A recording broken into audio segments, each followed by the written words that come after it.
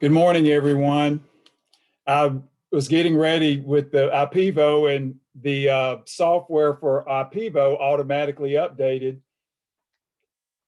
And then, of course, I'm thinking, why do you want to do that? But of course, the computers think quite a bit, and hopefully it will provide the same level of coverage. I think a lot of times the manufacturers perceive a probability of improvement. And I mean, once that edges over one half, they decide, well, it's time to make some adjustments to the software. Now, if you've checked your syllabus, we're going to have one more test before the final exam, and that will occur next week. And I will put up a Blackboard announcement and email announcement for you about that, just like we have in the past. It'll be the same time frame as far as the window of time, which again is very generous. I'm aware that it's very generous because I know what my colleagues do and I know what other professors do, and their time windows are extremely small. So again, I will again push forward the sections that will be covered, and also the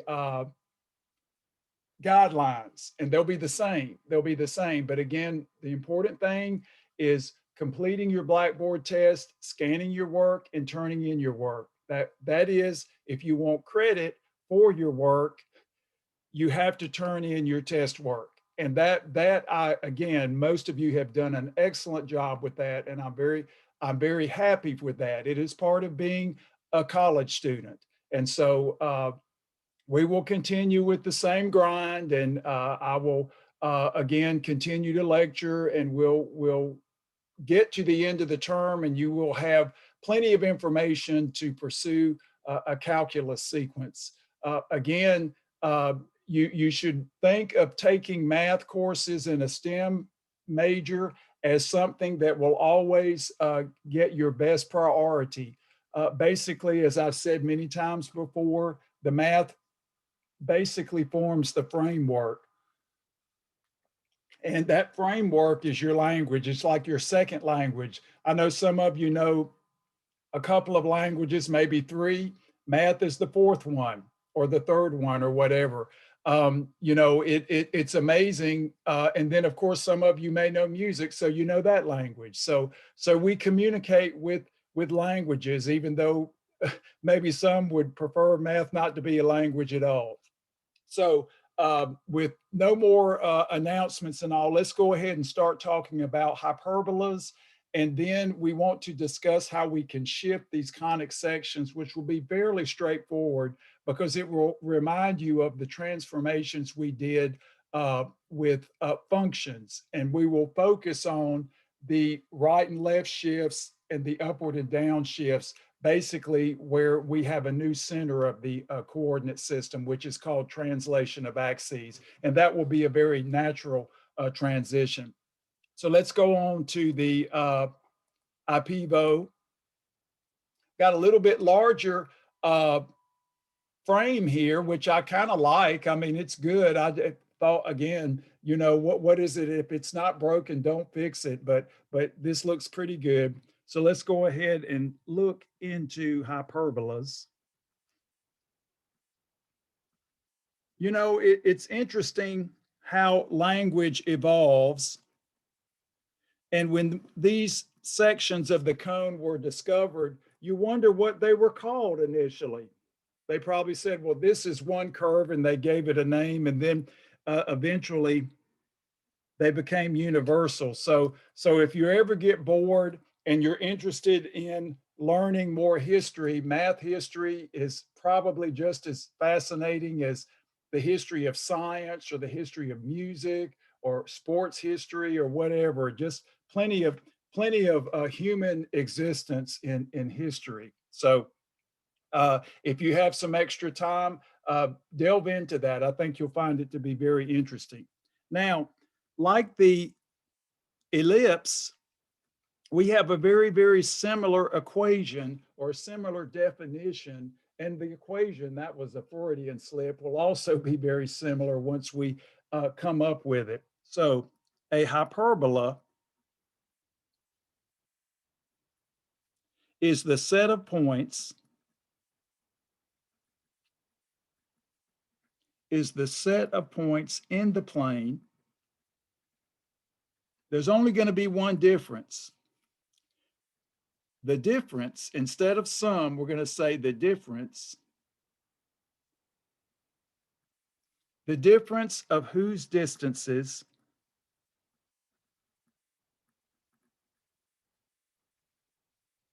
from two fixed points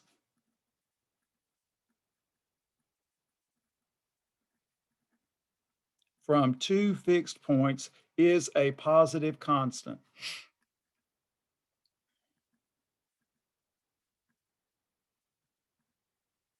So when you look at this particular definition, you're thinking, wow, just one tiny little change right here. And sometimes the change is, I say tiny, but it's not necessarily tiny. We look at this and think that, oh, what is that over there?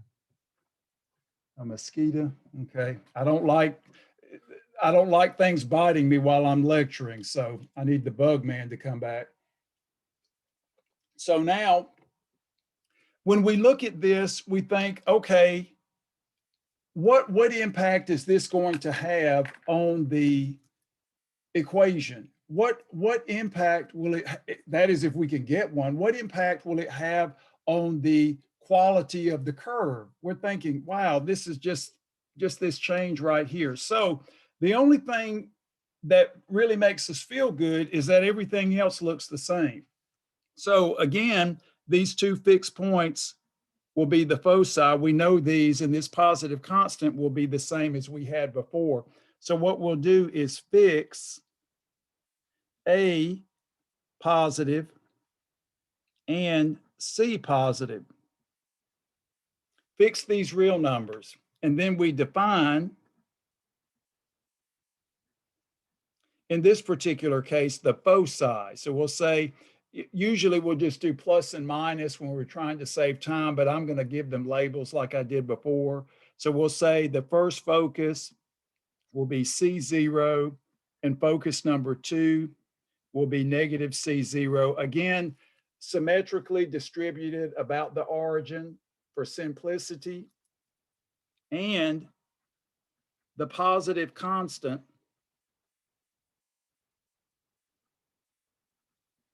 equals 2a. Again, the 2 is we found out with the last derivation that this was very useful for the algebra.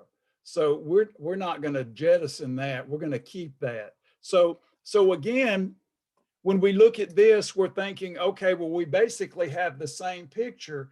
And then we ask the question, how did the last derivation evolve? Well, we looked at it and said, well, there's got to be some connection between A and C. And once we figured that out, then we could go to the actual distance definition and then use that idea to push forward a very simple equation. Now we're thinking with the ellipse, that was like a circle, a generalized circle. With the hyperbola, does the difference right here, does that mean that the difference will be, instead of a plus, a minus? Possibly, but we don't know that. So what we're going to do is draw the same thing and then try to figure out a relationship between A and C. So I'll just ask, what is, this is a little bit more complicated, is the relationship between A and C? Before we just used a triangle, and here we can actually be kind of cheap, but it'll work. So we'll do our focus 2, negative C, comma 0, and then the focus 1.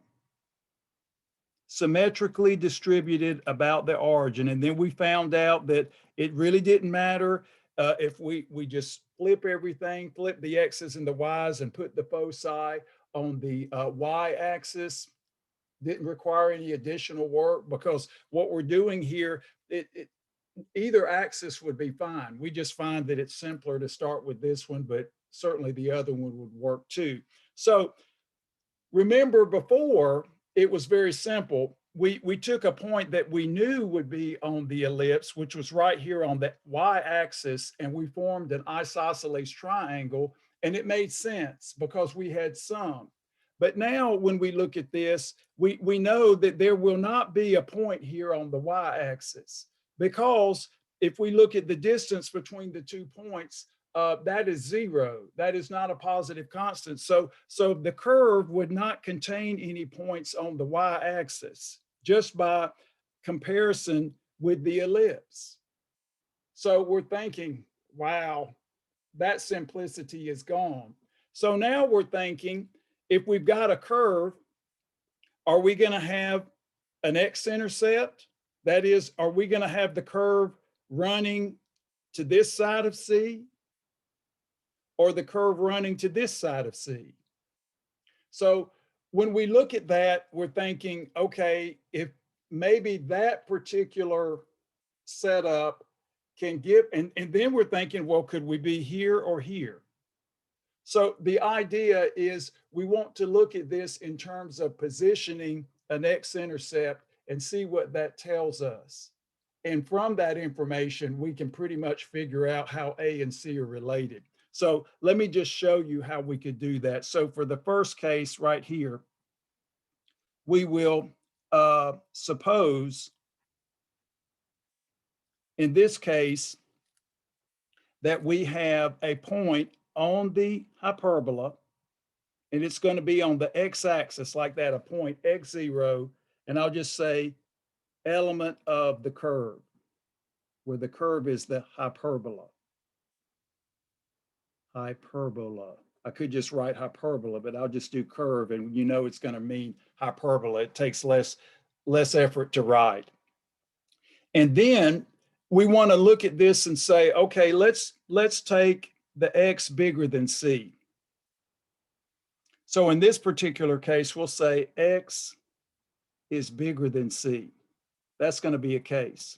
So maybe we're thinking that we'll have an x-intercept to the right of c, or likewise, we could have an x-intercept to the left of the additive inverse of c, which would be a similar argument. So now when we look at this, we're thinking, okay, so let's just kind of, I'll use blue here. So we're hypothesizing this point right here. And so now what we can do is look at distances. I'll say, well, we've got a distance here to that focus and a distance here to this focus. So we just need the difference of whose distances from 2 fixed points is a positive constant. So we can take the distance from P to F2. So we'll say this is basically absolute value, the distance from P to F2 minus, so basically we're invoking absolute value here. So the difference, one of them will have to be positive. So we're just looking at this diagrammatically and saying this is the larger distance, so we're going to take that first. And then the smaller distance, d P to F1.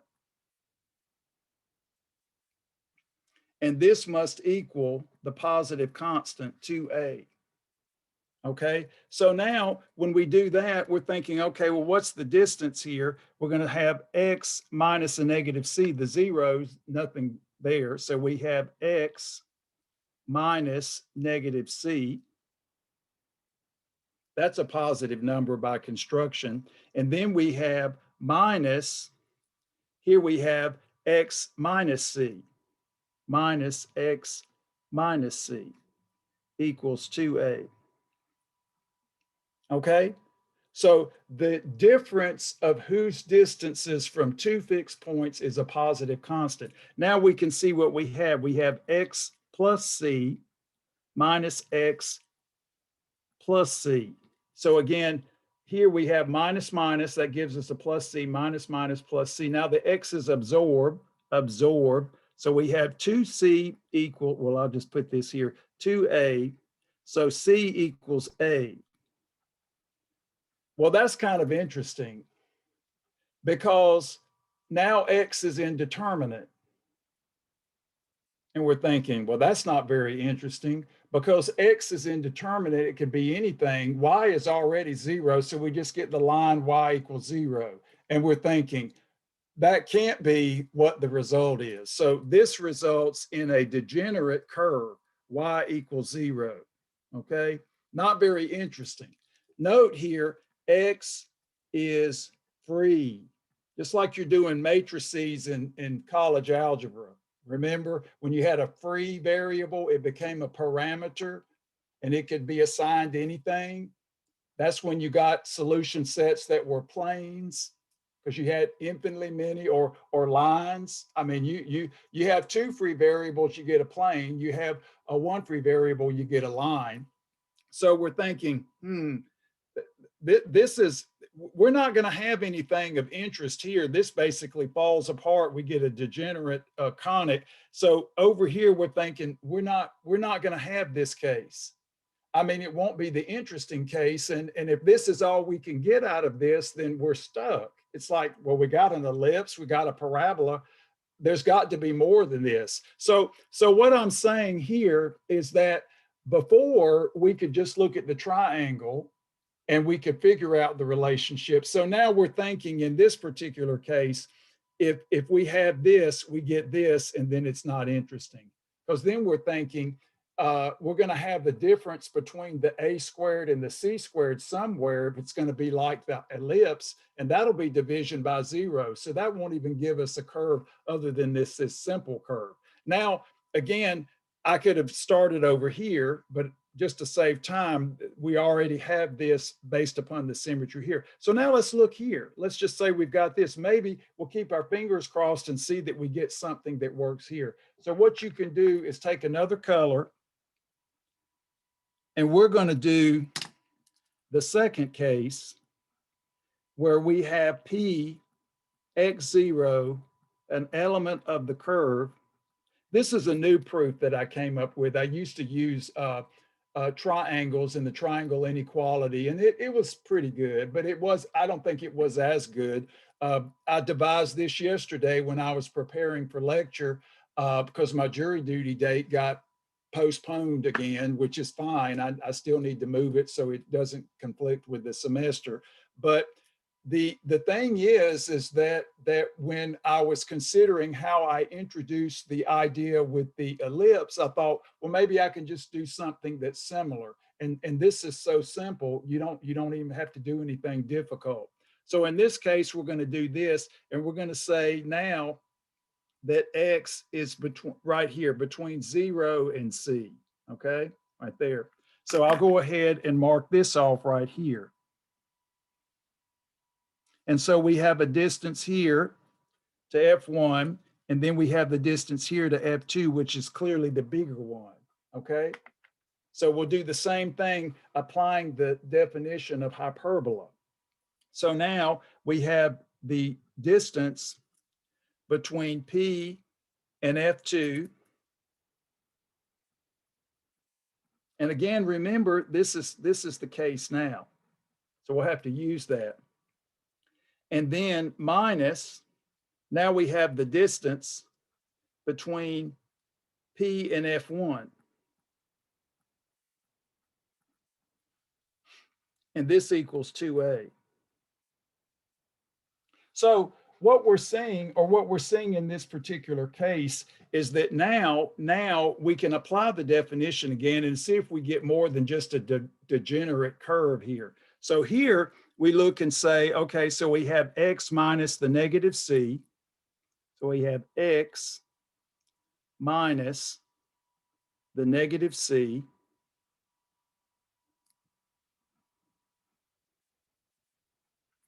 And here we have X minus C. Now, let me just make a comment here that's going to be interesting. So notice we have X minus C, but we have to think the absolute value set up. So we have X minus C, absolute value.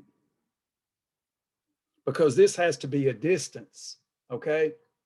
So notice here, and I'll just go ahead and beat it to death. I'll put this here too, which I could have done here, but those were both clearly positive. And this has to equal 2a. Now, the reason being is that x minus c is a distance, but x is less than c, okay? So I can't say that the distance is negative, and this is not a directed distance problem. So this is important that I have this aspect here. This is the tricky part, but not surprising. So here we get what? The absolute value of x plus c, right?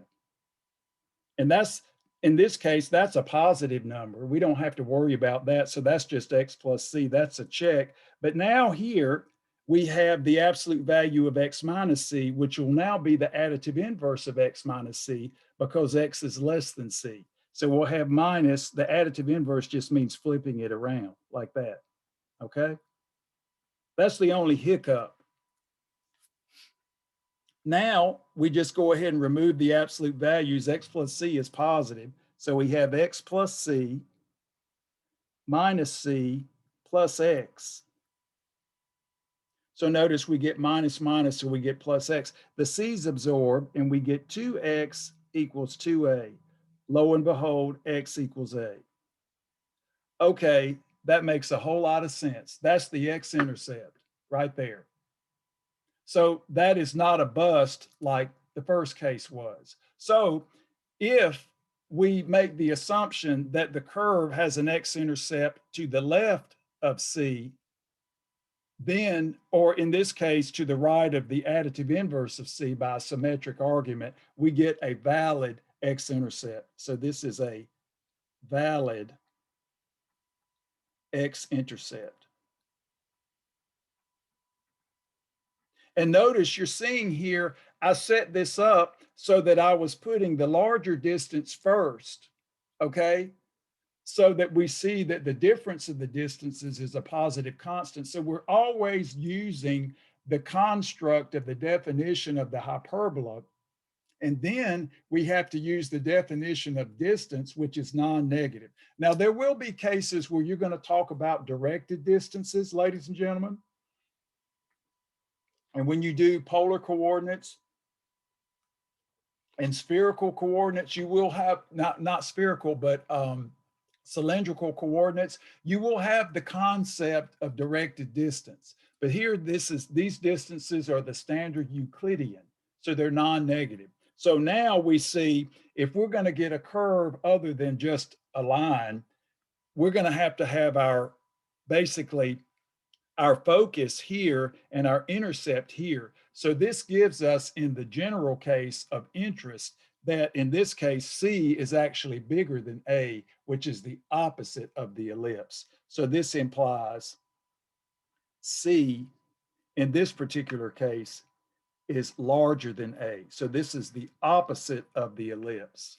So we'll say opposite of the ellipse. Amazing. So the thing is that we had to work a little harder, but now we know. Now you're thinking, I got it, Professor Ron. So we got something like this. So we're going to think Pythagorean. So this will basically say c squared minus a squared is positive. And we're thinking, oh, okay, that's going to be a positive number. And we're going to do a definition and call that b squared. So if we think about what we did before, we don't have that nice triangle, but we can say that since we have this, it may be convenient later on to make this definition to use in an equation. So now we've got the relationship between C and A, and all I want to do now is just write down the actual definition. Now, I'm not going to do the complete derivation because it's just like the one we did for the ellipse, but I will start it out for you, and I'll just jump down and you can fill in the details based on how we did the ellipse, because I wanted to spend more time on this, ladies and gentlemen, so you can actually see that we don't just look at this blindly. We don't just say, oh yeah, whatever, that makes sense. If you think about this, this gives you the connection that we had for the ellipse, and then we can move the problem forward. And then with this definition here, probably come up with a good use of B. So again, we'll have an A squared and a B squared. And of course, the C will define the foci, and things will be very similar to the ellipse, but with one added difficulty, which will be asymptotes. There's always a kink in the problem, and that has to do with the fact that this particular curve will have a characteristic that you don't even think would ever exist. So by definition,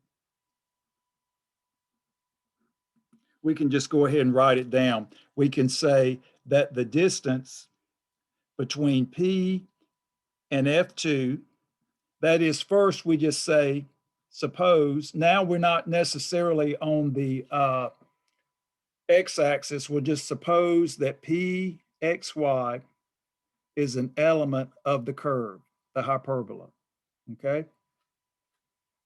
We certainly know that's not on the y-axis, but we know now the x-intercept will be to the left of the C. We've already determined that. So we'll say the distance between P and F2 minus the distance between P and F1. Now, of course, we can move the argument forward by assuming that one's actually bigger than the other, because it would have to be. But in the most general case, we would say that this is preserves the fact that the distance here is actually positive, and this would have to equal 2a.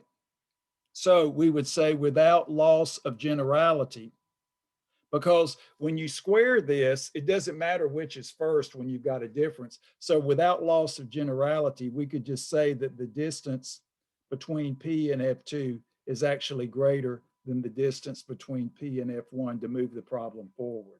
Okay, so when you square a difference, it's just like taking the absolute value of A minus B, that equals the absolute value of B minus A. And of course, when you square it, there's absolutely no difference. So this would be the most general rendering of the definition, and then boom, we would take that without loss of generality.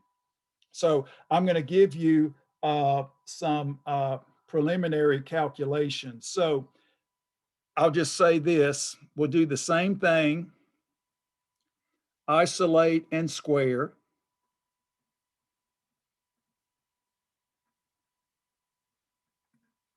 And you'll get the following equation.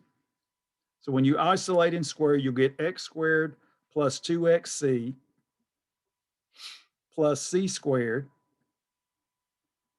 plus y squared. I went ahead and wrote this out so I could summarize it, because it's the same thing we did before, but I don't want you to think I just made it up. So you can fill in these details. And then we get 4a, the distance between P and F1. So what I did was I isolated this guy, and then put this on the side with the 2a and squared. That's where you're getting the 4a squared in that. So just like we had before, a lot of terms absorb, absorb, absorb.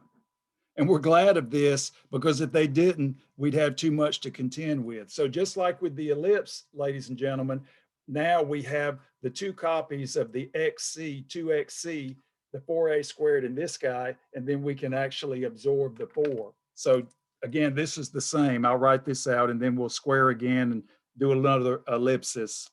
So you can see it's the same technique as we had before.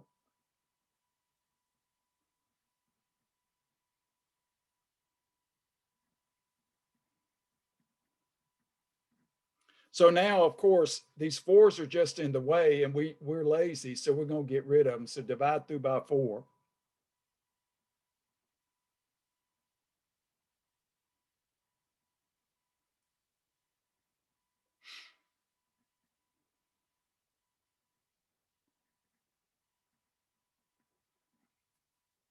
Now, when you're at this point, we're going to do the same thing again. We're going to isolate and square. So isolate this and square. Isolate and square. Same as we did before. And once you do that, we'll get the following, and I'll write down the terms that absorb. So dot, dot, dot. We have, let's see here, x squared, c squared minus 2x ca squared plus a to the fourth equals a squared x squared minus 2x a squared c, same as that one, plus a squared c squared plus a squared y squared. Okay, so just like we had before, no difference. Notice here that these absorb. And then what we want to do is get all of our x terms together, all of our y terms together, and everything that doesn't have an x or a y will move to the right-hand side. So let's get all of these together. So let's check these off. So we're going to have an x squared times a c squared minus an a squared. We'll just take this term over and have the minus a squared. Okay, now with the y, notice this is over here, so let's transpose, and there's only one of those, so we're going to have minus a squared times y squared. So check that off. And now lastly, we've got these two terms which have neither x nor y, so we're going to have a squared c squared minus a to the fourth. Okay, now notice we can factor the a squared here if you like. So this is going to be an a squared. So we have a c squared minus an a squared. So that'll give us a negative a to the fourth and an a squared c squared. Now, if you notice here, oh yeah, here's what I wrote. We've got this, remember? So we're seeing that. So this was actually a good definition right here. So at this point, you're thinking, let's go ahead and divide. And now you can see how the degenerate case works. If C equals A, you see we get another proof of it. If C equals A, then that's a zero, that's a zero, zero. So we get Y equals zero, Y squared equals zero. So Y is equal zero. So we get another proof of the degenerate case. So again, you know, the interesting thing here is that we're looking for an interesting curve. We're not looking for a curve we already understand. So we're having to push the restrictions to the point to where we have that bona fide relationship between A and C, where now clearly C is bigger than A. So now we can divide and get the 1 over here like we would like. So we get x squared c squared. Yeah, I'm telling you, I'm trying to shorthand all of this, but I'm basically doing the entire proof. I just left out some of the simple particulars to move this along a little quicker, but I'm still pretty much doing everything, and that's fine. You can fill in some of the details, and of course we get a 1 here. So now you can see that these terms absorb. So we have x squared over a squared. So these absorb. And then, of course, the a squares absorb. And now, just like I said before, we make the definition that this is the b squared. So now we have minus y squared over b squared equals 1. So you're thinking, that's so easy, we should figure it out. Well, it's not so easy. This is not obvious. Oh, the difference of whose distances from two fixed points is a positive constant. I think we just got lucky.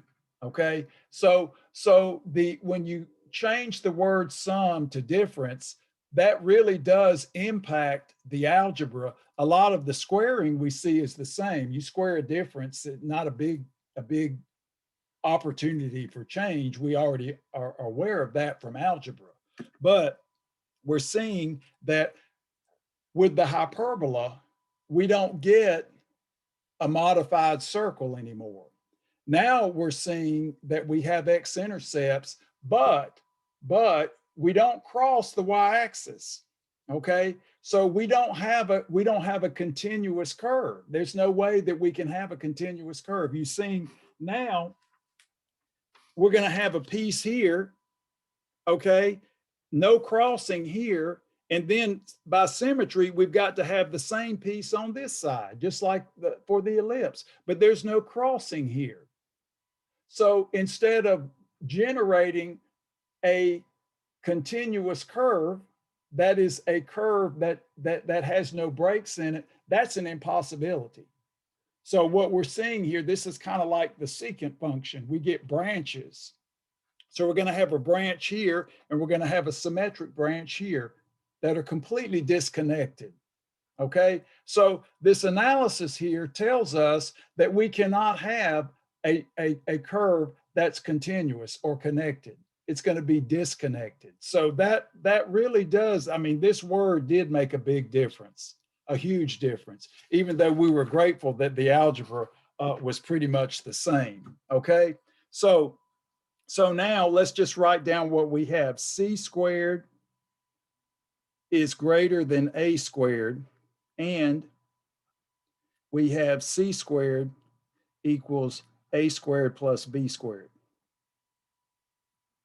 So now, of course, just like we had before, I keep going back to this. If we make this definition, then we just can say, now add A squared to both sides. And when we get the foci, instead of what we did before, where we say C squared is A squared minus B squared, now it does really look Pythagorean. C squared is equal to A squared plus B squared. So here's another big difference that we need to make sure that we know for the hyperbola.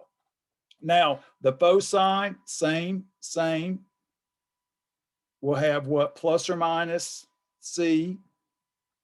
And the axis, instead of calling this the major axis, we will call this the transverse axis, the axis that contains the foci. With the ellipse, we say major. For hyperbola, we will say transverse. And then, of course, we will define vertices with the A's, with the x-intercepts, just like we did before. Okay, so that does not change. So you look at this and say, we're home free, Professor Ron. That's not so bad. We're good with this. It's just like the ellipse, but not like the ellipse. Here's the big difference. Because of these branches, we have some calculus going on that's not at all obvious. We have slant asymptotes. That is, when you think about this particular construct, we've got an x-intercept here, A,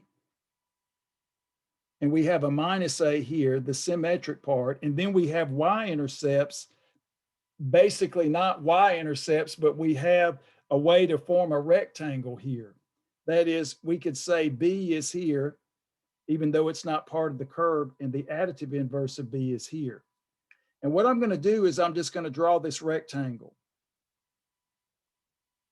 Not because we don't have anything better to do, but I want to make a point here. Here's something that's very interesting. And then what I want you to do is I want you to create two lines based upon the diagonals of this rectangle.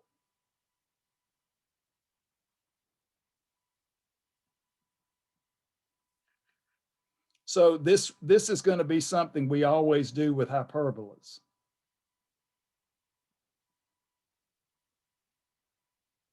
The idea here is that now we have rise over run. This particular line is y equals b over ax.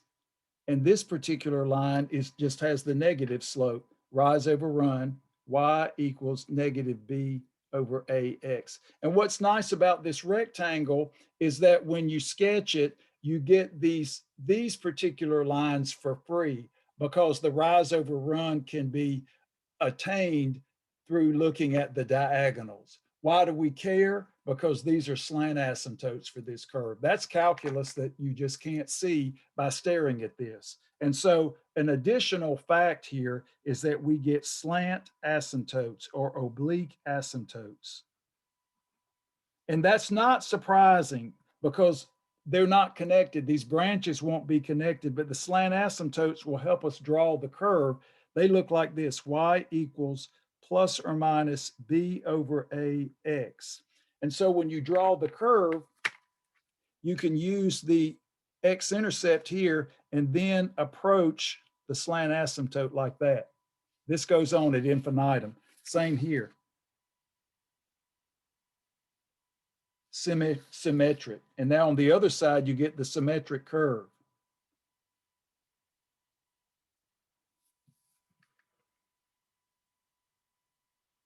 So it's like we get two birds, like an eagle kind of thing. This hyperbola is really strange.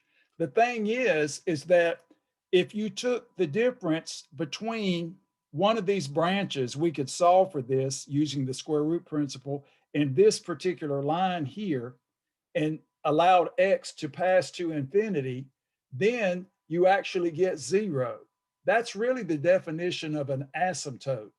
That is, as x passes to infinity, the distance between said curve and asymptote converges to 0. Okay, that's why we draw the curve hugging the asymptote, just like we did with the rational expressions. Now, later on, I always say if I have time to talk about this, the limiting process, I will. At this point, again, it's an important construct, but I thought what was most important was trying to get the connection between A and C. The limiting process uses a conjugate method, which we've talked about in trigonometry. So when you're thinking, okay, so now with the hyperbola, we do the same thing we did with the ellipse, but now we've got what? C squared equals A squared plus B squared instead of A squared minus B squared. So that's a small change. We have foci and we have vertices. The major axis now is called the transverse axis. So transverse axis, same length, 2a, okay? But then we have the extra characteristic, the extra objects, asymptotes. And we're thinking, okay, great. The asymptotes look like this. So when we've got a hyperbola, we look at it like an ellipse, put it in standard form, figure out the A and the B so we can go to the foci and fill these two guys in, and then we can draw the asymptotes. Now, here's the thing. You can draw this box here without even writing this down, sketch in the line, but this just helps you to identify the line. So you see this mechanism here of drawing the rectangle actually allows you to construct the asymptotes with little to no effort, okay? And especially when these things get translated, you're like, oh man, I don't want to have to graph all of these lines. So this is the power of the geometry taking over. Students think, oh wow, this one time I don't have to work forever to get a graph. That is, with this mechanism here, we can easily construct the asymptotes and then draw the curve with relative ease. This is easier to draw than an ellipse, which takes a lot of effort to make it look right. This is fairly simple.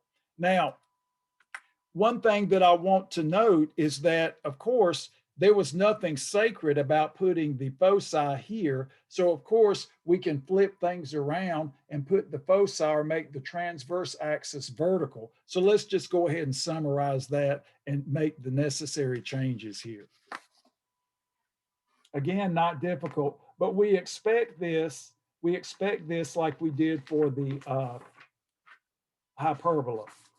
I mean, for the ellipse.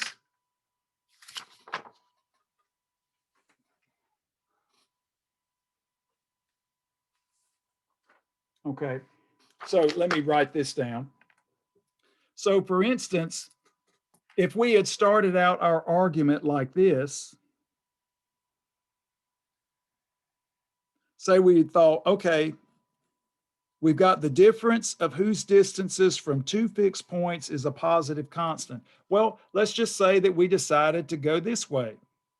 That is, we made our transverse axis, now that we know what to call it, we made it vertical. So we'll say F1, 0C,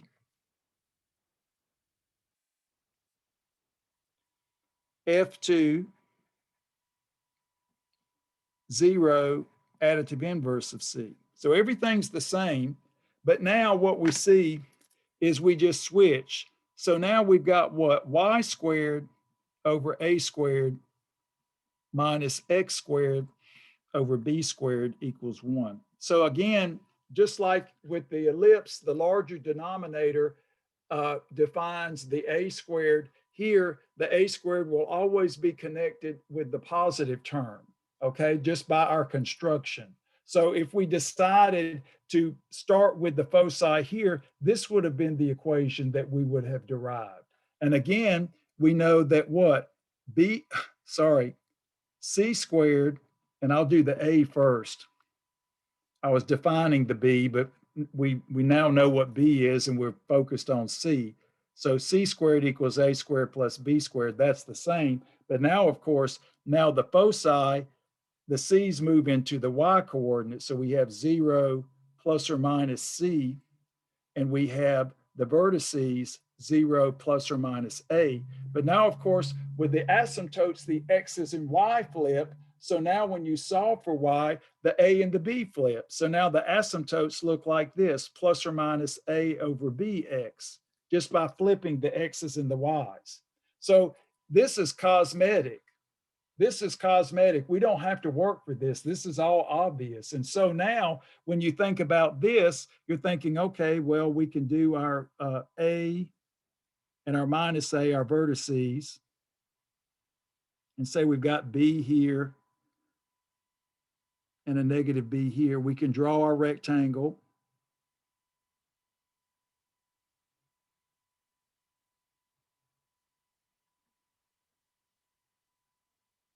Right there. Let me get rid of this little piece here. And then we can put in the diagonals.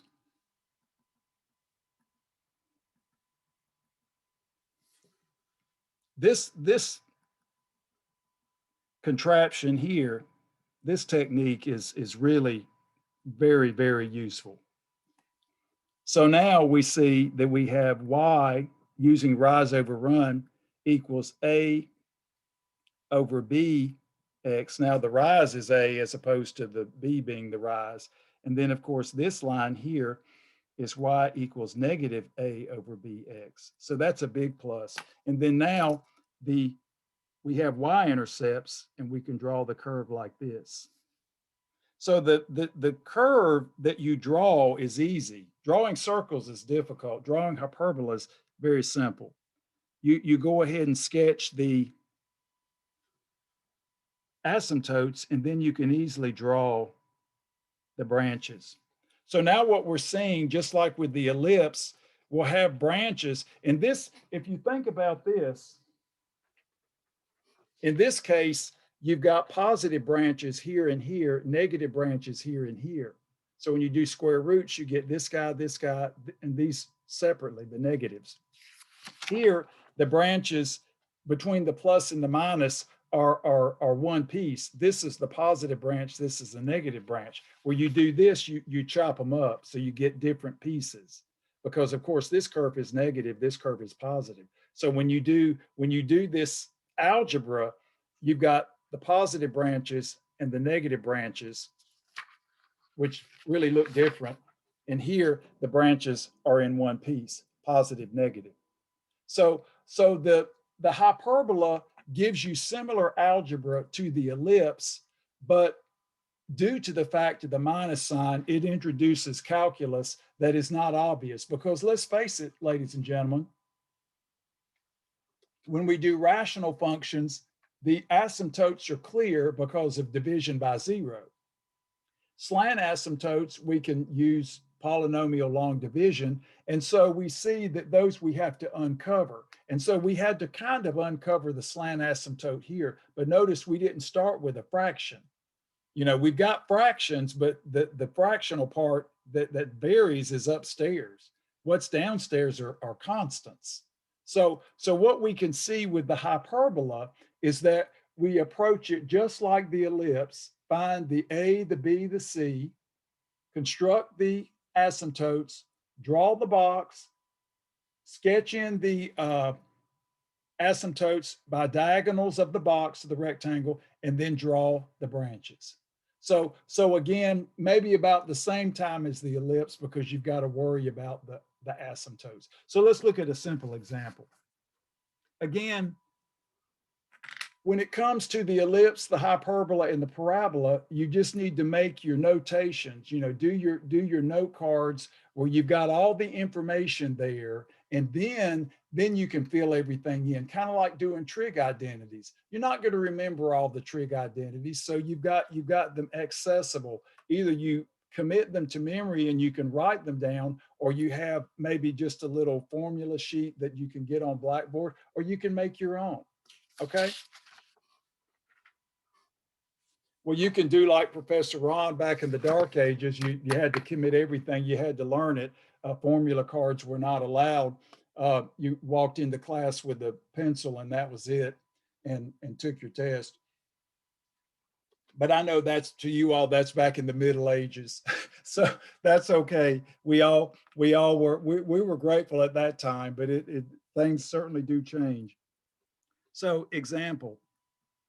So here, well, let's just do everything. Let's get the vertices.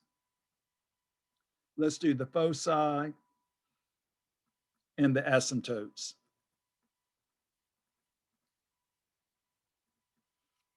So in this case, we have the following conic equation: 4y squared minus 9x squared equals 144. Now, just remember, whatever the algebra forces you to do, you just do it. Okay, you just do it. Don't try to get to the finish line by looking at it and forcing things there that aren't. Just let the algebra work itself out. Notice here, this is a positive number, so this is not going to do anything to change the disposition of these terms relative to the minus sign. Okay, so you can look at this and say, oh, okay, we're going to have something like y squared. We can do this because there's just less stuff. Y squared over a squared minus x squared over b squared equals 1. We can kind of see that that's going to be the goal because this is a positive number. Now, first, we can say 144 equals 12 times 12. And of course, this is just going to be a 3 times 4 times 3 times 4. So 3 squared times 4 squared. So we can look at this number this way to do some easy factorization when we divide. So now we need the 1. So we're going to have what? 2 squared y squared. And now let's just go ahead and write one of these 4s as a 2 squared. So we're going to have what? 2 squared times 4 times 3 squared. So we just take one of the 4s and write it as a 2 squared minus, so 9 is 3 squared. Well, these are easy numbers, aren't they? And so we have 3 squared times 4 squared equals 1. Now, when you look at this and you think about what's going on, by factoring, we can easily see what absorbs. So the 2 squareds absorb, the 3 squares absorb. So now, what does that leave us with? Y squared. Now, of course, 4, that's just a 2 squared. So we get y squared over 2 squared times 3 squared minus x squared over 4 squared equals 1. Now, of course, we want to just write this as a square. So this is just 2 times 3. So this gives us 6 squared downstairs. So y squared over 6 squared minus x squared over 4 squared equals 1. That's our standard form, just using basic number theory to clean up the arithmetic. So now when we look at this, we see that the transverse axis is vertical. We know what a squared is, we know what b squared is, so we have c squared equals a squared plus b squared. So we can just go ahead and say a squared equals 6 squared, b squared equals 4 squared, just in parentheses there. So this gives us what? 36 plus, in this case, a 16. So what we can see in this particular case is that when we think about the ellipse, we're doing the same thing. We just have a few changes with pluses and minuses. So now this will give us what? A 6 and a 6, that's a 2. So that gives us a 52. So this is what? A 4 times a 13. So now when you look at this, you're thinking, okay, well, this is going to give us a C. So we take the principal square root. The square root of 4 is 2. So C by definition is 2 times the square root of 13. So there's the C. A is clearly 6. So this implies vertices 0 plus or minus 6 and foci 0 plus or minus 2 root 13. Okay? So remember, because the transverse axis is vertical, all of these numbers are shoved into the y coordinate. Now, when you look at this and you're thinking, all right, well, what else do we need? We need the asymptotes. So remember, in this case, y equals plus or minus a over bx, because the transverse axis is vertical. So we have what? 6 over 4. So y equals plus or minus 6 over 4x, which is plus or minus 3/2 x. So here we go. I'll just put the y here for the asymptotes. Now, what's interesting is that if you think about everything we've done, all of this is the same that we would do for the ellipse. This is the little extra piece. That's it. So now we can get a cheap sketch. Really, with the hyperbola, really all we need are the A's and the B's, and then we can get the box, sketch the diagonals, and then draw it. So this is not effort intensive for the sketch. I mean, you think when we do the parabola, we've got to worry about the directrix and all that, and that, you know, maybe not so difficult. And these asymptotes are clearly not difficult because we have a mechanism to draw them. Okay, so now, if you like, we've got the A, which is 6. So we'll just say 1, I'll sketch this out, 2, 3, 4, 5, 6. Of course, the center is just the origin. And then, of course, we have 4. 1, 2, 3, 4. 1, 2, 3. I'll be a little bit more pedantic here. 1, 2, 3, 4, 5, 6. Of course, you don't have to be that meticulous, so we can get our box. And of course, ladies and gentlemen, how you make these tick marks will change the way your graph is, because whatever scale you sketch, you know, just remember, if things are computer generated, scales may be chosen and it'll look really odd, okay? But just remember, however you sketch this, and what it looks like is depending on the scales that you use when you make your sketch. So keep that in mind. Don't you know, get all upset when you think you've done something incorrectly. You adopt your own scale. So here's the 6 and here's the 4. So you can label that here, but right now we don't need that. So let's go ahead and put in the asymptotes, the diagonals of the rectangle.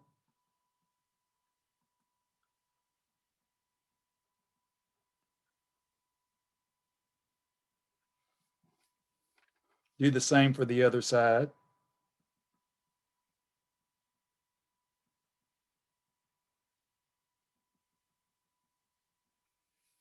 So we can label these. This will be y equals 3/2 x, and then y equals negative 3/2 x. And now go ahead and sketch. Do our y-intercept, y-intercept, and same here. Now, of course, you don't have to draw. Well, I'll just say this: Yeah, that's probably pretty lousy there, sorry. So when you look at this, we think back to your rational functions where we would draw the asymptotes as assistance to sketching the curve. Okay, because this is again giving a reasonable facsimile of what the curve would be. Okay, so we're thinking, here's a sketch. This basically gives us a representation of these computations here. Okay, so again, we're only given a reasonable representation of the graph. We can't write it infinitely clearly, but now you can see, just like the ellipse and the parabola, there'll be certain characteristics with the conic sections that can be exploited. So again, you know, as you do more work in engineering, and those of you that go that route, you'll have more opportunities to work with conic sections, especially the ellipses and the hyperbolas. So again, just remember the mechanism here to construct the asymptotes is a very useful one, okay? But the main thing is that if you have the transverse axis vertical, the asymptotes look like this. And of course, let me put the X there. It certainly wouldn't be much of an equation without the X. And then of course, if the transverse axis is horizontal, that means the X squared is over here, the Y squared is here, and then you get the B over A. Let me give you that right here, this one.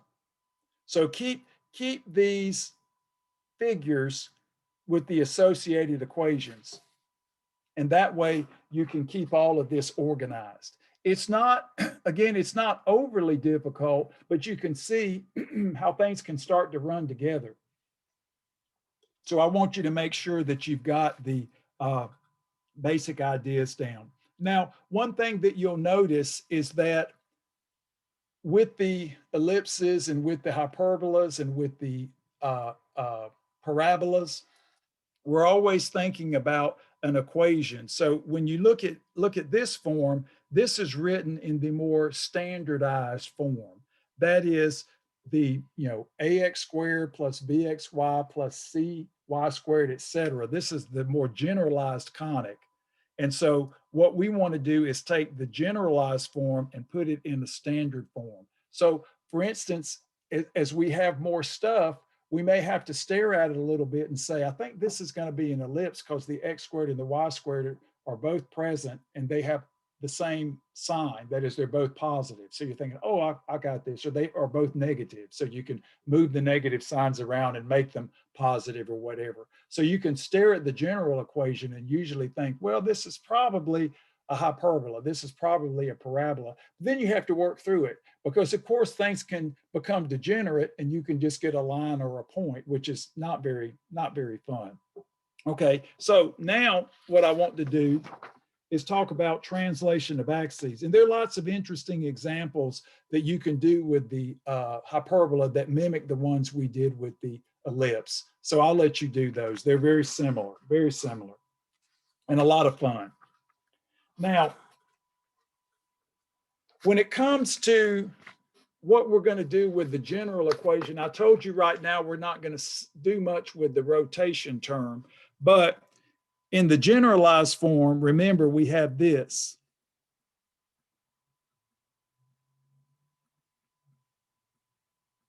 This we're avoiding for now. This is the rotation term. And then we have the dx plus ey plus f equals 0. So that's the rotation term, but all this other stuff is basically components that we will have to merge together. That is, why would we be interested in that? Okay, so if we've got terms like this in the equation, that means the squares are not completed. And that means that we possibly have a translation of axes, just like with a circle. The center is no longer 0, 0. It may be shifted, a translation of axes. And so with that in mind, things get shifted around And we're thinking, okay, how does that impact what we do with our conic sections? Well, let's write down what it is. So what we're going to do is mimic what you do with the standard circle. So fix, so this will be 11.4. So fix H and K, these are standard letters you use for the center of a circle in R. And then we're going to assign a new origin. Assign a new origin in the new system, X prime, Y prime system. To be, in this case, it'll be the new center, but we'll just say the origin in the old system will be shifted to HK. So basically, if we think of the origin here, this would just be O prime 0, 0. The origin in any system would be 0, 0. So basically, these 2 points are going to correspond. So maybe the new center is 2, 5. So it's shifted over into the first quadrant. The idea is that when you complete the square, you're going to get these constant terms. And then you're going to think, I got you. That's shifting. But now it's going to occur in the X and the Y coordinate, not functional, but as independent. So when we think about these, we're thinking, oh, okay, if you add 2 to X, you're going to shift to the left by 2. If you subtract 3 to Y, what are you going to do? You're going to shift it up by 3. Okay, so this shifting that we're used to in the X coordinate in the functions will now be translated to, no pun intended, to the X and the Y in the completed square equation. So now we can think, all right, what does this look like? So let's just go ahead and draw it. And then draw the translation equations. So here's our standard system. And it's really kind of sad because what is the X coordinate? Or the X axis? It's actually Y equals 0, right? And that's so confusing. That's why students never know how to describe the X axis, because you got to flip the variables. I mean, you think about it, we do have conventions that are a little bit confusing. And so Y, and we've got our standard origin here, which is O, 0, 0.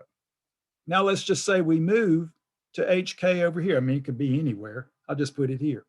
So we're going to have O, HK. So that's a new origin, and this will correspond to the new coordinate system, O prime 0, 0. So let me move this down a little bit because it's going to run. Going to have to run right through it. So let me just put it over here, off center a little bit. And you know what I can do? I can use you can use C too. That would be good for center. So here's our new coordinate system. So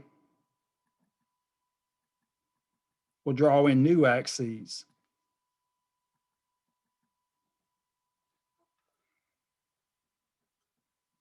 Again, this axis is parallel to the x-axis, so let me draw it so it looks parallel.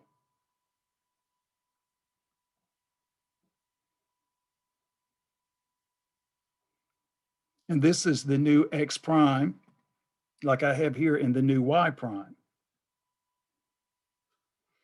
So when we shift things, we're thinking, okay, so this says that x prime is now x minus h. Y prime is now y minus k, using translations from college algebra. But what does that mean? Well, we can solve for x and y, just transpose. X equals x prime plus h, y equals y prime plus k. So again, when we think about equations, what's going to happen when we complete the square is we're going to get the new x prime, but it's going to look like x minus h. we're going to get the new y prime, and it's going to look like y minus k. Well, maybe h is 0 or k is 0. We don't know that, but usually one of them is not 0. And so this hk is going to give us the new origin, so to speak, the new center. And then if we need to write things in the old coordinate system, we can use this. If we need to rewrite equations so that they match the old coordinate system, we can use this. So these are what we call the translation equations. Translation equations. And rotation equations are a lot more complicated. They utilize sines and cosines. And so this is a far cry simpler. So translation equations. So now here's an example. We're thinking, well, if we had a situation where we were trying to graph a conic that had some of these terms in it, maybe we had a y squared term but no x squared term, and then we're thinking that's probably a parabola. So let's look at that. Let's see now how we can actually work this. So if we're going to think about using the translation equations, we can say now, if we start in this particular situation, we're going to have the y squared. So I'm going to say this is the old. So we have, once we translate, we get something like this: 4p x prime equals y prime squared. This is in the x prime, y prime system. Now, using the translation equations, what does this look like? This will be 4p x minus h equals y minus k quantity squared. So when you look at this, this is what we're going to see. This, when we complete the square, we get something that looks like this. And then we're thinking, oh, the new center is hk. So if we replaced x minus h with x prime and y minus k with y prime, that would put us in the new coordinate system. So now we can see that the new origin is hk, or we can just think of it as the center of the conic, or maybe the vertex. Or so I guess what we'll say now is that since we're working with the parabola, instead of say center, we'll say that the vertex will become hk, just like we were working with quadratic functions. But this is much more general now and actually better. So let's look at an example of this. Now, one thing that we'll note here is that what are all the old things? Before I write the example, let's write down all the old stuff. So remember, we would have like the foci would be, in this case, remember when we've got the y squared or the y term squared, we're opening to the right or the left, and the foci are along the x-axis. So we get p comma 0. And then we get the directrix will be x equals, again, a vertical line, the additive inverse of p. So this would be how we would think about the x prime, y prime system. And then when we would move over, we've got our new vertex here. So we would say the vertex would just be the 0, 0s in the new system. And then as we move over, we would say in our old system, we have to use our translation equations. And so this would be what? In this case, we would have h or p plus h comma k. And then x prime is replaced with x minus h equal negative p. And then, of course, the new vertex is just as we've written here, hk. So when it comes to the new system, so to speak, when we think about the translated system where everything's easy like it was before, because when we're in the new system, we've moved everything to the so-called new center, and we just think of that as our present origin. And so all the equations look this simple, but we want to be able to translate them into, oh, let's see, I lost this. We want to be able to translate them into the old coordinate system so we know where things are. So now you can see that this is actually the blueprint that we will do with all of these. So let's look at an example. Now the example will make sense. So y squared minus 6y minus 12x plus 33 equals 0. Here's a generalized conic. Y squared minus 6y minus 12x plus 33 equals 0. So when we think of the generalized version, first we note, and this is why I wrote this, we have a y squared term, but we don't have an x squared term. So we're thinking parabola. And now what we want to do is get all the y terms on one side so we can try to complete the square, and then get all the x terms and all the riffraff on the other side and see what that's going to give us. Now, here's the interesting thing. This number here is going to change when we complete the square, so don't sweat it right now. And then we want to form this term. That way we can figure out the p. So now at this point, if you like, we can just shift everything over. So we'll say this, keep this side by itself, y squared minus 6y. And then we'll have, take this over, 12x minus 33. So basically take these two guys over here, leave these alone, and then take the mirror image of it. So now complete the square. Complete the square. So half of -6 is -3, and we square that, that gives us a 9. So we say y squared minus 6y plus 9 minus 9. So you can add them to both sides or just put it over here. Just remember, we have -6 over 2 squared is -3 squared, which is 9. Okay, that's the completed square constant. So now, if you like, we have what? 12x minus 33. So now we're going to add 9 to both sides. So we get 12x minus 33 plus 9. And now this is a perfect square, y minus 3, quantity squared.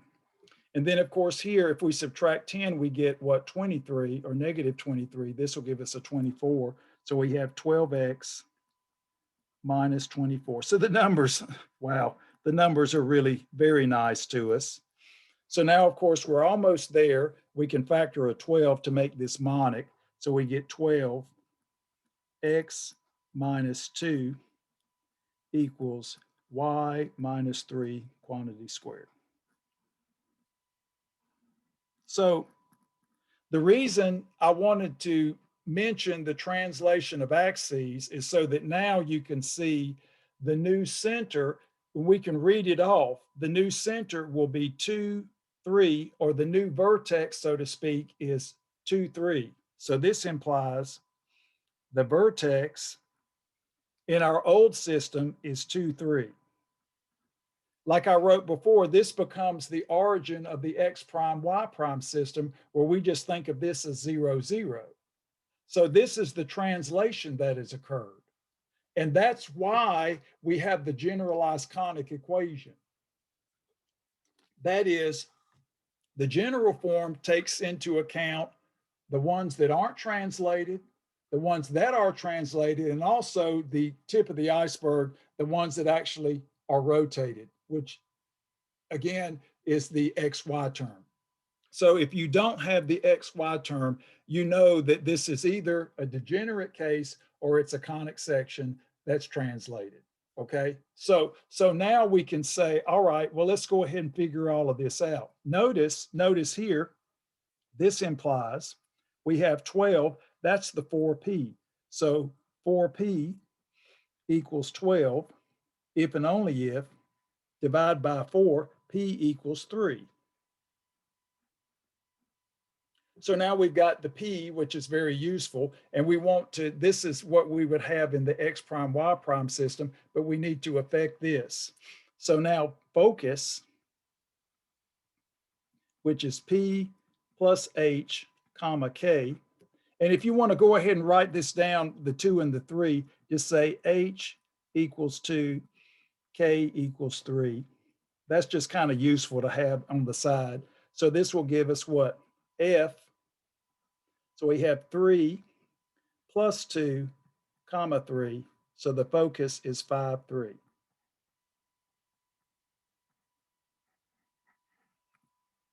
And now the last thing that we need, and I think we need the directrix. So we've got the focus, the vertex, and then of course now we have to replace x prime with the translation equation x minus h, or the term x minus h. So for the directrix, of course, in the x prime, y prime system, it would just be x prime equals -3, but we don't have that, it's been translated. So now this means x minus 2 equals the additive inverse of 3, which is -3. So add 2, x is -1. Here's our directrix. Okay, so the added difficulty of translation basically comes in with the translation equations. That is, when you have the completed square, you introduce a translation of axes. So the x primes and the y primes, the equations have to be replaced just like we were doing college algebra. And then finding the new coordinates in the old system means basically adding the h and the k. So the translation equations actually give you the recipe for doing what I've done here. Okay, it's not magic. It's just basically taking the idea of function transformations in the x coordinate and applying them to x and to y now, because now we have equations that look like this, which are, again, not solving for one particular variable over the other. It's all implicit in the general conic equation. So we have to treat the x and the y like they're the same, which is different from what we had to do in algebra before this section. So now, if you like, let's go ahead and get a picture of this. You've got all the particulars. So I'll go ahead and write what we have. We have, in this case, the focus is 5, 3. And now, of course, if you like, 4p is 12. So this gives us the focal diameter. Why not? So 4 absolute value p is 12, which is the focal diameter. And we have a vertex of what, 2, 3. We'll just fill all this in. And we have a directrix of -1. So this is just a sketch. This is the easy part, but let's just go ahead and look at it. So now,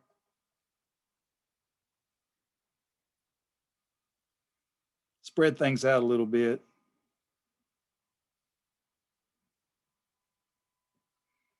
Now you don't have to draw things so big, but usually easier to see. So now here we've got what, the vertex, the new center, 2, 3. So we'll say 2, 3, 1, 2, 3, right here. There's the new axes. So if you wanted, you could just go ahead and put in the new axes.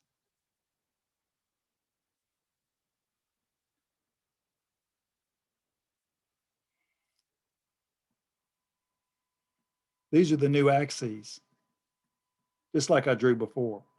This is the x prime and the y prime. And of course, this is the old guy, x and y. So again, we've moved the center here. So that's our vertex. Now, one thing we can do is use the focal diameter. So half of that, let's first, the focus is 5, 3. So 1, 2, 3, 4, 5 right there. So we can go up 6 in either direction to get 2 easy points. So we'll just say 1, 2, 3, 4, 5, 6. So that'll take us up to 9. So right there. And then do the same here. So we got 1, 2, 3, 4, 5, 6 down to here. So that gives us 2 cheat points on the parabola.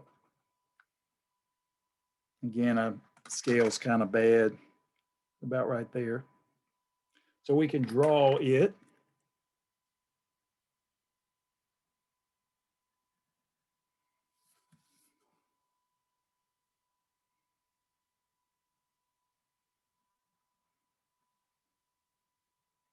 Okay. And then if you like, we can go ahead and put in the directrix. So there's the focus directrix here.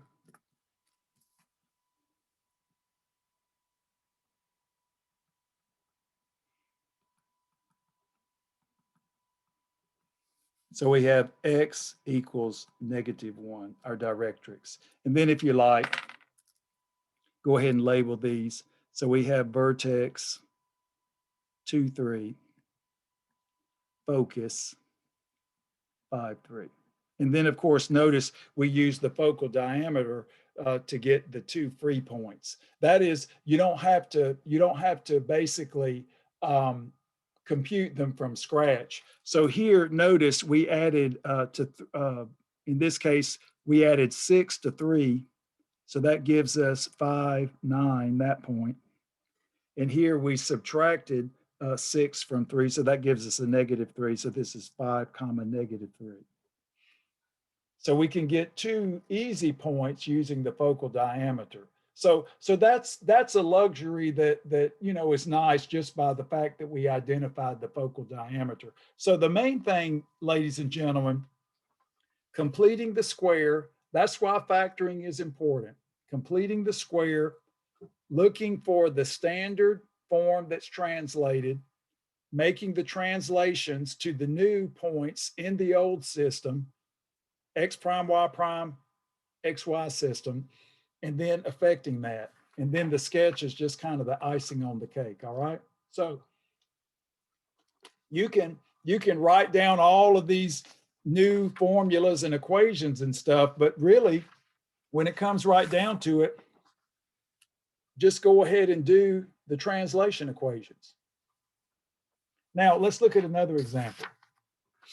The translation equations kind of give you the roadmap for everything. They kind of tell you what's going on. Now, since we did the hyperbola, you're pretty good with the ellipses. Let's translate a hyperbola.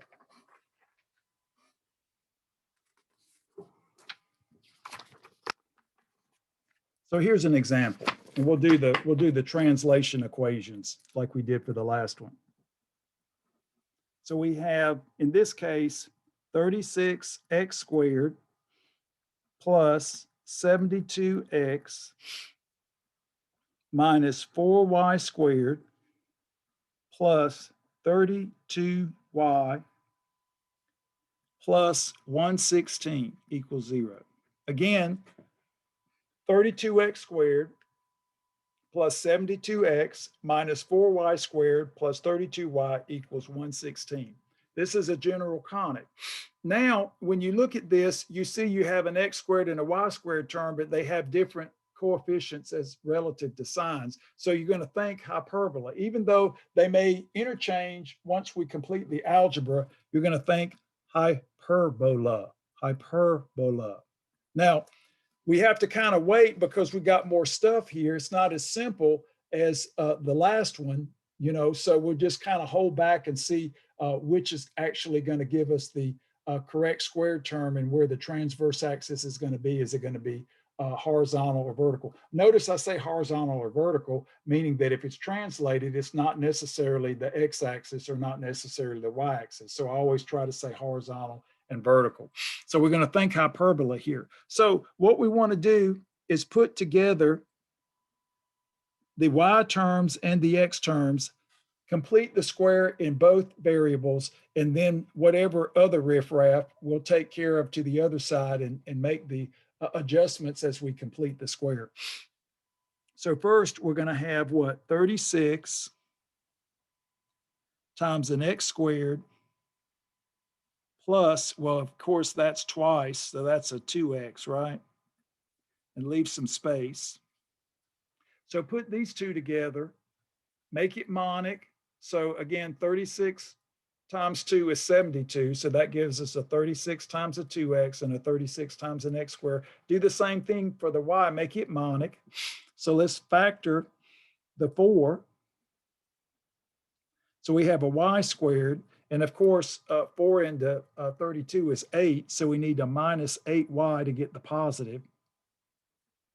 And leave some space to complete the square. And then, of course, we have what? Negative 116. So just transpose this to the other side. And now let's complete the square. Okay, so half of 2 is 1. And square it, we get a 1. So we're going to add a 1 and subtract a 1. Okay, half of negative 8 is negative 4. We square negative 4, we get a 16. So we're going to add a 16 and subtract a 16. Okay, so again, monic, complete square. Half of the x and y coefficients, square it, add, subtract. Okay, so that's completing the square in both terms. Now let's write the completed square and then figure out what we added so we can move it over here. So we add, subtract on just one side. So we get 36. So we have x plus 1 quantity squared, and 36 times a negative 1, that's a negative 36. And then minus 4, the completed square is y minus 4 quantity squared. And now we have a negative 4 times a negative 16, that's plus a 64, equals negative 116. Okay? So now let's put all these guys together and see what we get. So we got 36 x plus 1. We see it's translated squared. And we have the minus 4, y minus 4 quantity squared. And then, of course, here we've got a 64 and a 36. So that's going to be what? That's going to be an 8, a 28. So that gives us a what? Positive 28. Now, again, when you think about this, it looks like things are going to switch around because of the negative here. And this equals negative 116. So now we have 36 x plus 1 quantity squared minus 4 times y minus 4 quantity squared equals negative 116 minus a 28. But this is easier because we get, well, they're both the same sign. So we've got a 14 and then a 4 and then a 1. So we get a negative 144, which is a nice number and relative to these two guys. But now, before we do any of this, and to make this a little bit easier with this negative, let's go ahead and retire the negative. If we divide by negative 1, these will flip around. And then we can divide by the 144. So now this will be a 4 times a y minus 4 quantity squared minus 36 times an x plus 1 quantity squared equals 144. Okay, so it's probably better to go ahead and divide and then by the negative 1 flip things around. So now we see that the transverse axis will necessarily be vertical because the y is the squared term. And we learned that when we derived the formula for the hyperbola. Now, of course, this is just what? This is what 3 squared times 4 squared. That's just 12 times 12, right? We've seen that before. So let's go ahead and divide. So this will be 4 y minus 4 quantity squared. We'll do the same thing we did before. So we'll have a 4 times a 2 squared times a 3 squared. Just go ahead and write the other 4 that way since we're going to need it. Minus. So now, of course, we got the 36. So that's what? 4 times the 9, x plus 1 quantity squared. And so we'll take the 4 and the 9, so 4 times 9. And what's left over is an additional 4 there. So those will absorb, and of course we get the 1. So this takes a little bit longer just because there's more work to do, and you want to make sure all the numbers pan out. So now the 4's absorb, and here the 4 times the 9, that absorbs. So this gives us y minus 4 quantity squared. And of course, that's a 2 times a 3, so that's a 6 squared, minus, and we're left with a 4, which is a 2 squared, x plus 1 quantity squared over 2 squared equals 1. Now, when you look at this, you're thinking, all right, this is a translated hyperbola. Translated hyperbola. The new origin, again, we've got to insert the minuses, will be -1, 4. So like I said, you could call it the new origin or the new center. Sometimes I use a C, but we'll just say the new origin.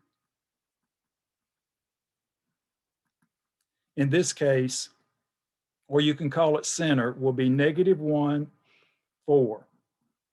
If and only if H equals -1, K equals 4, right there.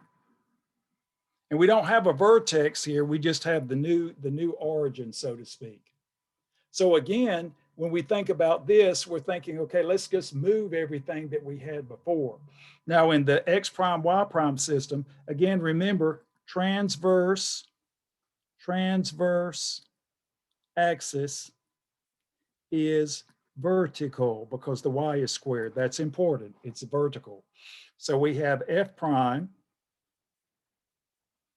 is 0 plus or minus C. Those are the foci, and the vertices are 0 plus or minus A. And then, of course, we have Y prime equals plus or minus A over B X prime. Now, of course, if we go ahead and write all of this down, A equals 6, B equals 2. So this gives us 6 over 2. So that's 3 plus or minus 3 X bar or X prime. So that will give us the beginning point to translate. So now, if you will, let's go ahead and finish this off. C squared equals A squared plus B squared. So A squared, that's 36 plus A4. And so this gives us 4 times a 10. So by definition, C is 2 times the square root of 10. So not beautiful like before, but we'll take it because that's all we got, right? So now we have the C. So when we do the translation, we add the H and the K, so we get F. So this will be -1, and then the K, 4, plus or minus 2 root 10. The vertices, add the H and the K, so we get -1, and then we get 4 plus or minus 6. And now we just do the replacement. So we get what? We get what? Y minus 4 equals plus or minus 3, X plus 1. Translation equations right there. So when we kind of, and this is how I like to teach this, because if you start here, you can easily go over here. Just look at this like we were when we started. That is, everything was at the origin 0, 0. And now we want to translate. So we use the translation equations to rewrite the points and the equations. So now we're good to go. So let's just go ahead and summarize. So what's this going to give us? Let's do the little arrows here. So we're going to have F1, we'll add F1 will be -1, 4 plus 2 root 10. These make good test questions because, you know, you just compute them. F2 will be -1, and then we'll have 4 minus 10 root 2, excuse me, 2 root 10. And the vertices, so we'll have V1, we'll add, this will be -1, comma 10. And I'll just go ahead and put the other one to the side since I'm running out of room. Not much room here. And so we'll do V2 will be -1. So we'll subtract 4 minus 6, a -2. So these are our new points, the vertices and the foci. And then of course here we can just say, well, what's the equivalent? Put these in a nice form, even though it doesn't matter. You just draw the diagonals to get them. So this is y equals plus or minus 3, x plus 1 plus a 4. So one of them will do the plus 3. So y equals 3x plus a 3. So that'll be plus a 7. That'll be one of the asymptotes. And then we get y equals, now we do the negative. So this will be a -3x. So that's a -3 plus 4, which is a plus 1. So when you do the translation, these objects become these objects in the old coordinate system. So when you move things around, it's fine to think about how we get this from the translated, but if we want to give the actual corresponding units in our old XY system, we do use the translation equations, and here we have all of the attributes that we need. Now, let's just go ahead and take all of this and get a picture of this. So here's all the blueprint. We're architects, so we've come up with what we want. Now we have to draw it. So let's draw it. This is kind of fun, but you can see it's more intensive because we've got to complete the square, and then we have to what? We have to make the translation.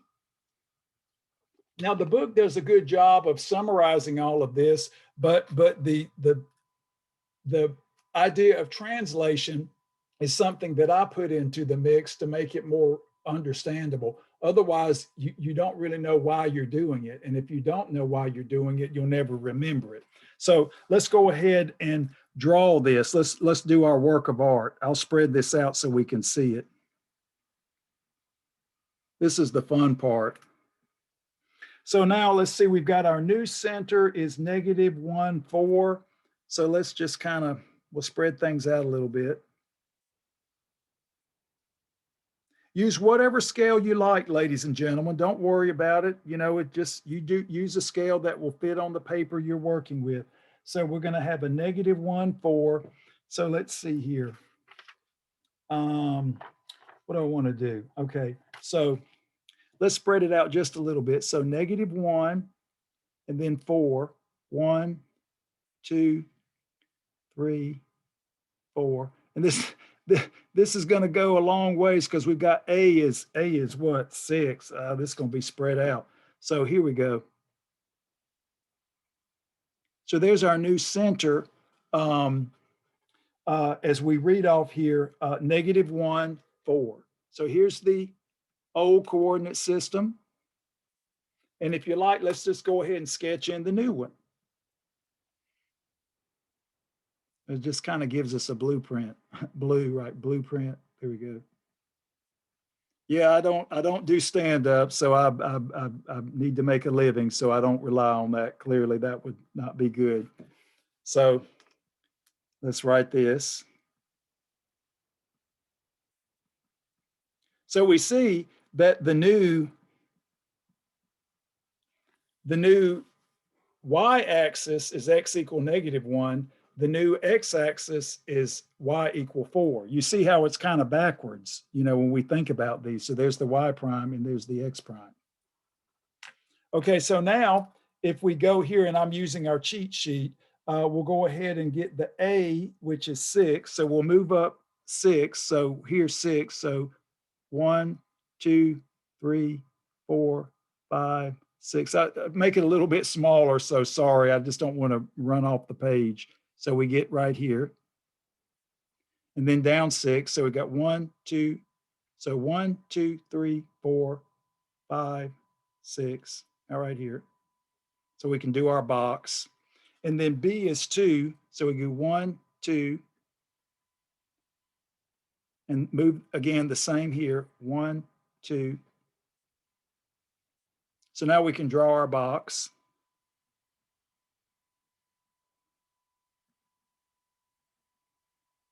This is a real handy tool to do the rectangle.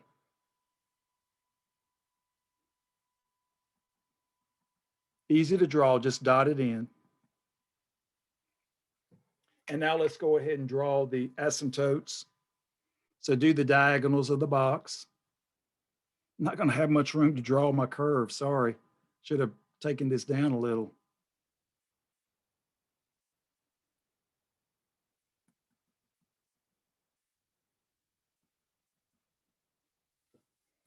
Do the same for this side.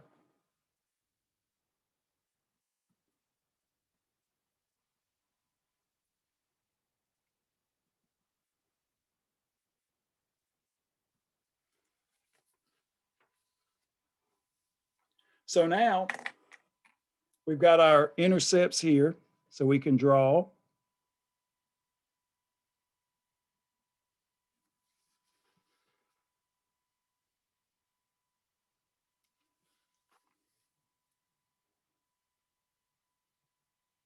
So here's the lower branch.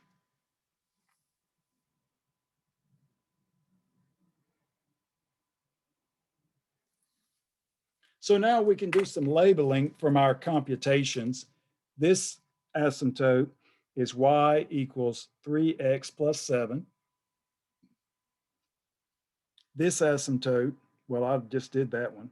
This asymptote is y equals negative 3x plus 1. And then if you like, we can go ahead and label. We've got the vertices. So we've got negative 110 right here. So we can say V1, negative 110. V2, we've got what? Negative 1, negative 2. And then, of course, if you want the foci, negative 1, 4 plus 2 root 10. So here, so root 10, we'll just say approximately 3.2. So we'll get 4 plus 2 root 10 is approximately 4 plus 2 times 3.2. So that's 4 plus that'll be a 4, 6.4 or 10.4. So it's just the little hair above, you know. So and likewise for the other, when we subtract. So we'll just do a little bit down here. I'll cheat a little bit. And so likewise, 4 minus 2 root 10 will be approximately 4 minus 6.4. And this will give us the negative 2.4, which is just a little bit below there. So again, not far removed, right? So here and here. So I cheat a little bit so we can see it. So F1 is exactly, in this case, negative 1, 4 plus 2 root 10.